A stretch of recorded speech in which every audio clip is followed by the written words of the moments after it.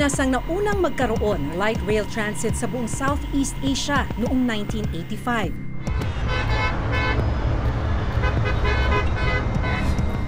Pero sa ngayon, naungusan na tayo ng ibang kalapit bansa gaya ng Thailand.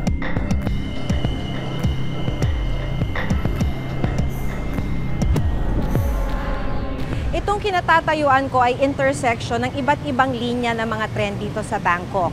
Dito sa aking kanan ay ang Airport Link, didiretso yan hanggang International Airport. Dito naman sa aking kaliwa ay ang tinatawag nilang SkyTrain. Sa ilalim ay yung MRT na isang subway.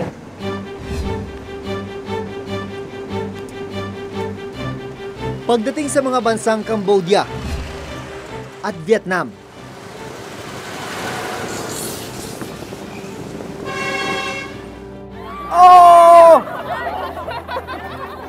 ano ang matutuklasan namin sa sistema ng kanilang transportasyon?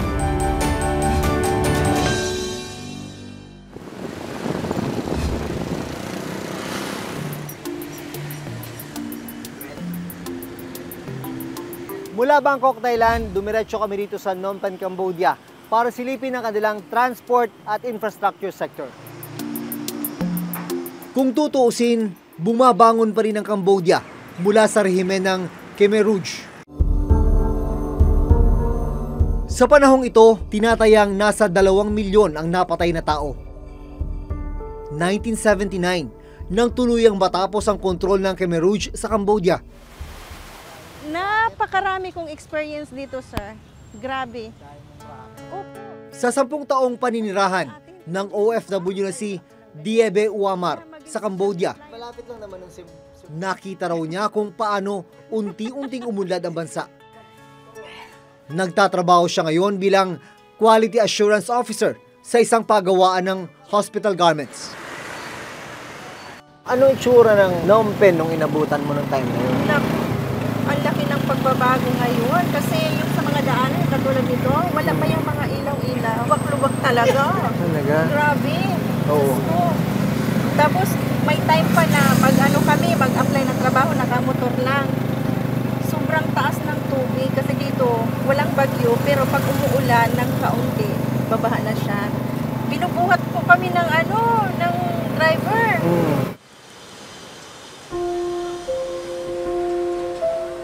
Dito rin sa Cambodia, nakahanap ng oportunidad si Melvin, isang musikero.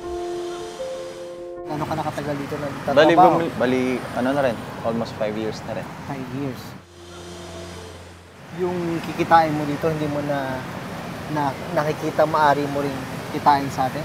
Pwede mo siyang kitain, pero ang problema, yun nga yung parang travel time, yung traffic sa dadaanan mo. Halos maubos yung oras mo sa traffic, hindi doon sa pag-perform. Yung pera ko, naiipon ko siya. Motorsiklo at tuktok naman ang karaniwang mode of public transport dito sa Phnom Penh, Cambodia. Yung motorbike, yun yung pinaka-easiest way nila para makarating sa mga trabaho nila. Kung populasyon yung pag-uusapan, malaking diferensya ng Metro Manila at itong Phnom Penh, yung kabisera nga nitong Cambodia. Ang Metro Manila nasa 12 million yung nakatira, dito sa Phnom Penh nasa 2 million. Pero sa pag-ikot namin, malaki na rin yung epekto ng populasyon dun sa daloy ng trapiko.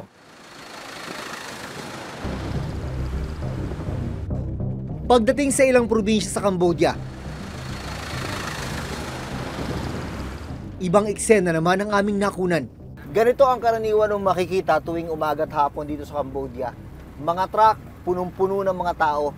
Mga trabahador yan, papunta sa kani-kanilang lugar kung saan sila naghahanap buhay.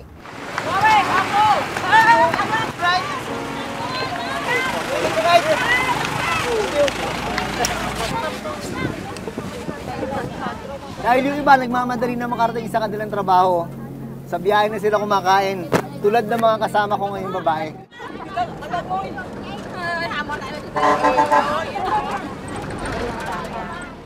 Oh! Ayan na nga, mahirap eh.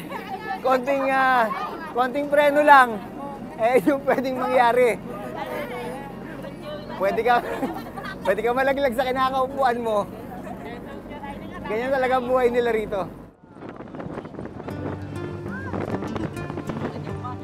Kahit ganito yung araw-araw nilang sitwasyon, makikita mo sa mga tao ito, yung ngiti. Ito yung pagkakataon nilang maski pa paano makapagkwentuhan bago sila makarating sa kanilang pinagtatrabahuan. Itong bus na to parang wala nang silya sa loob eh. We'll just shoot. Is it okay? Yeah.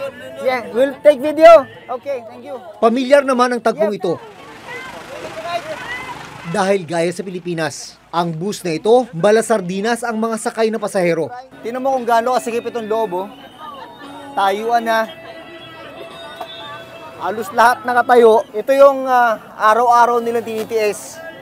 Tuwing pumupunta sa pinapasukan nila at tuwing umuwi.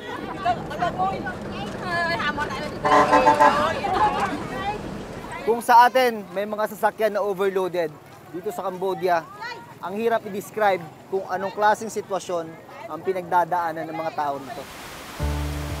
Wala pang urban mass rapid transit gaya ng LRT o MRT dito sa Cambodia.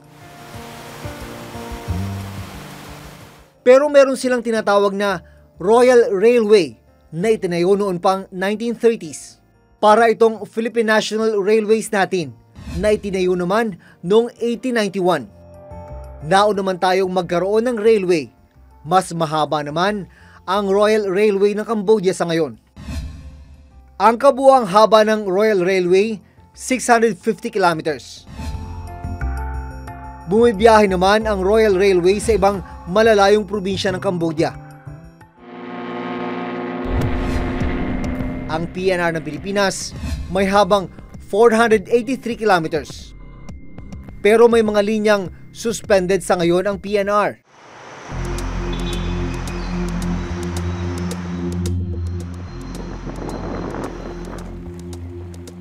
Tapos ang 4 na oras na biyahe mula Phnom Penh, nandito na kami ngayon sa boundary ng Cambodia at Vietnam. Gaya ng Cambodia, dumaan din ang bansang Vietnam sa isang madugong yugto, ang Vietnam War na natapos noong 1975. Pero unti-unti na rin itong bumabangon. Sa mga kalsada dito sa Vietnam, ito yung kadalasan mong makikita, mga motorsiklo. Katunayan, tinatayang nasa 58 million ang mga motorsiklo dito, pang-4 sa pinakamarami sa buong mundo. Wala pa ring urban mass rapid transit dito sa Vietnam.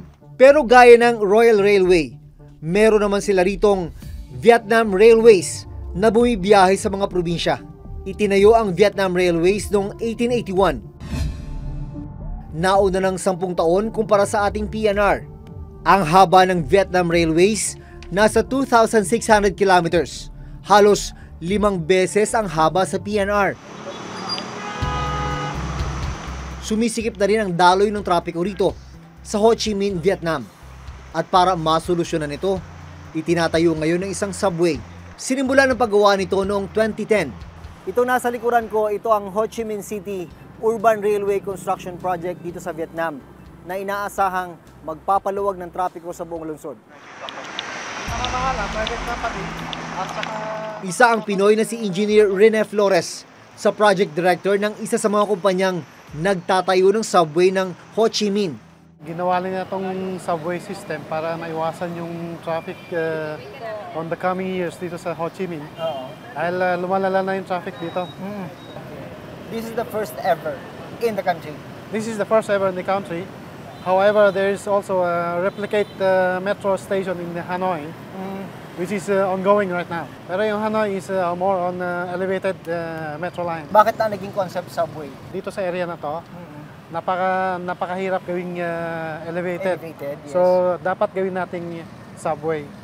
Hindi natin maapektuhan yung mga lumang buildings na from French era. So, dapat dadaan lang tayo sa subway. 2016 ang unang target date ng completion ng subway. Pero nagkaroon daw sila ng road right-of-way issue. Tumagal gawa ng right-of-way problem at saka dun sa financial status ng project.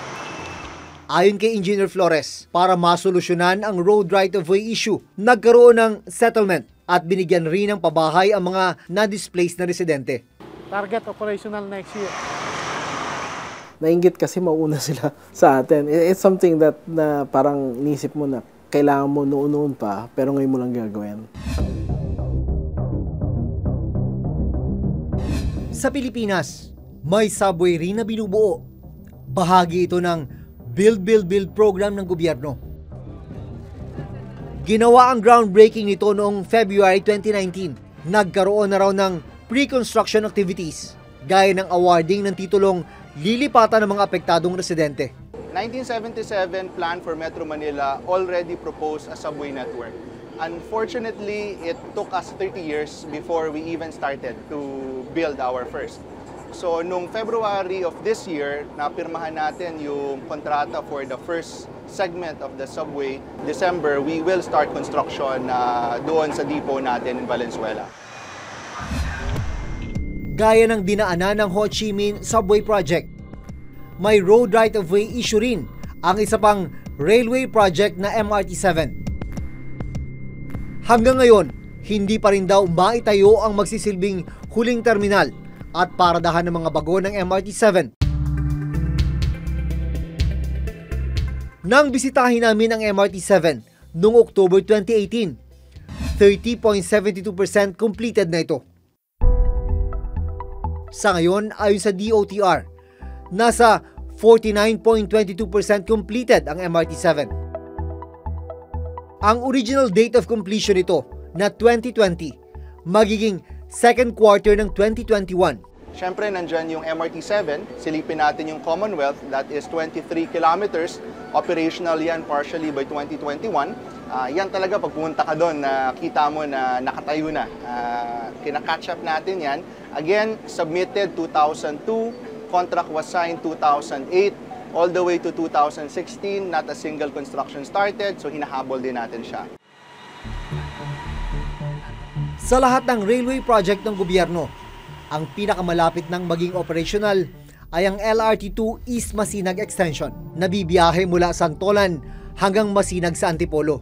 LRT2, alam natin na meron tayong patapos na East Extension, additional 4 kilometers papuntang Masinag. Operational yan by next year. Sa 15 railway project, 6 ang ongoing construction. 1 ang ongoing rehabilitation. At 8 ang for construction. Ganito ang itsura ng ating train lines sa ngayon. At kung matatapos ang lahat ng pinaplanong railway system ng gobyerno, magkakaroon ng karagdagang haba na 1,900 kilometers. Sinamahan kami ni BBB Chairperson Ana May Lamentillo sa iba pang build program ng gobyerno na may kinalaman sa transportasyon.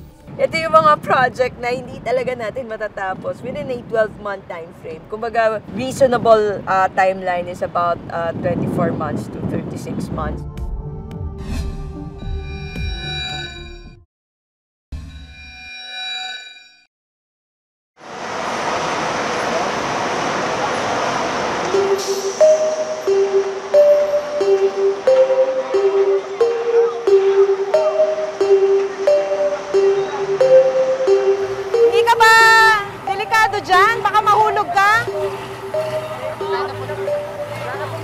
Walang choice, kapit lang.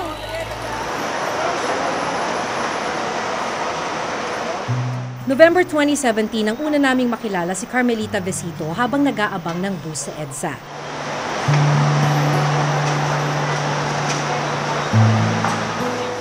Kwento niya, alas 5 ng hapon pa siya umaalis sa opisina para umuwi ng Valenzuela City. Kung ikukumpara mo, ate, yung karanasan mo ng pagsakay mo araw-araw. Sobrang hirap po. Napakahirap po. Sobrang parang siksikan araw-araw. Sobrang hindi mo alam kung paano ka makakasakay ng... Kasi ang halos ngayon yung mga lalaki, baliaan eh. Kaya pausog po.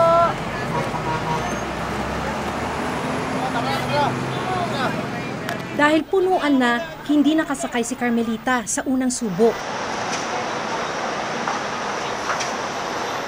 Nang makasakay sa ikalawang bus, nagsimula na ang 2 oras niyang biyahe pauwi ng bahay.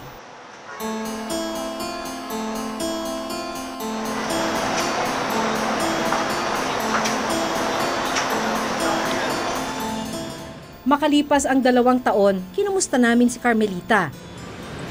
Alas 4:30 pa lang ng madaling araw, gumigising na siya para maghanda papasok sa kanyang trabaho.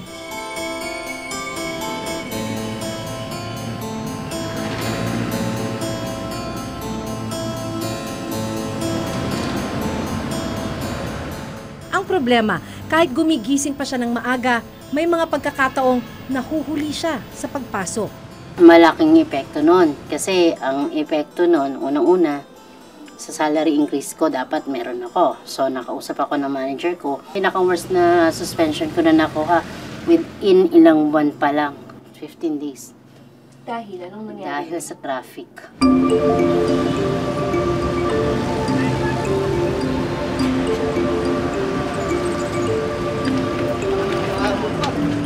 Tatlong bus ang lumagpas bago siya nakasakay.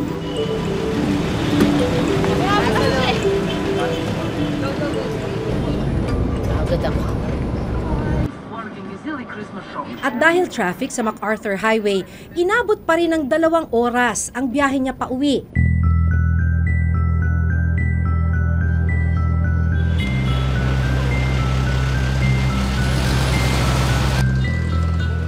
Wala raw ipinagbago sa sitwasyon niya noong 2017.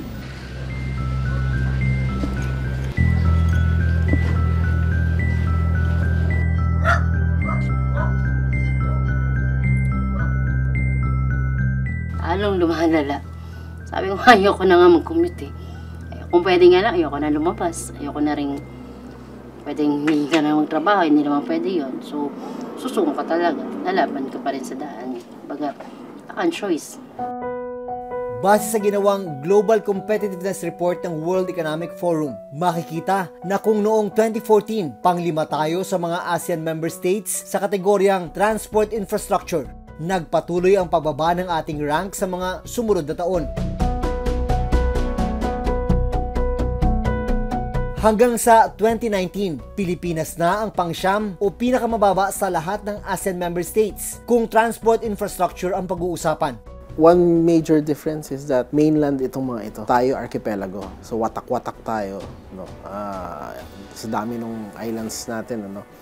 So, mas malaking challenges na kailangan nating harapin pagdating doon sa infrastructure. Yung urban railway system, yun yung medyo nauna tayo. Nauna tayo magplano siguro, nauna tayong mag-construct, pero hindi natin na-sustain. Again, maraming reasons dyan, including political reasons. So actually, pag tinignan natin, yung to be blunt about it, sinasabi natin, kasalanan ng maraming administrasyon.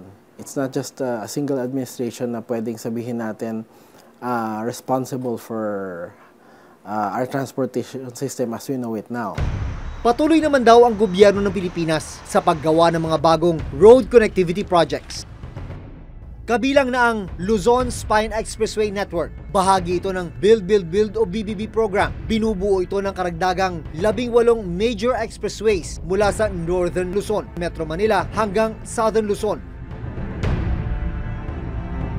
Kung matatapos ang buong Luzon Spine Expressway Network, inaasahang magiging 9 na oras na lang ang biyahe mula Ilocos hanggang Bicol.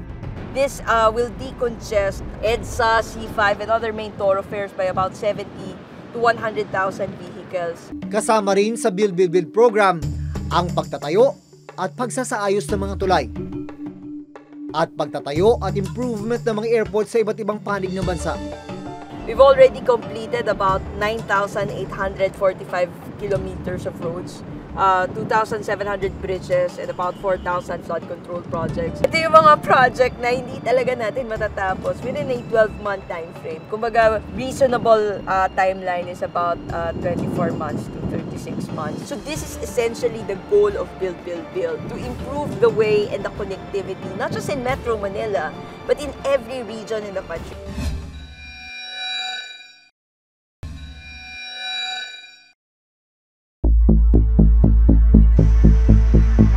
Sa pagpunta namin sa tatlong kalapit bansa ng Pilipinas, nalaman namin may pagkakapareho tayo.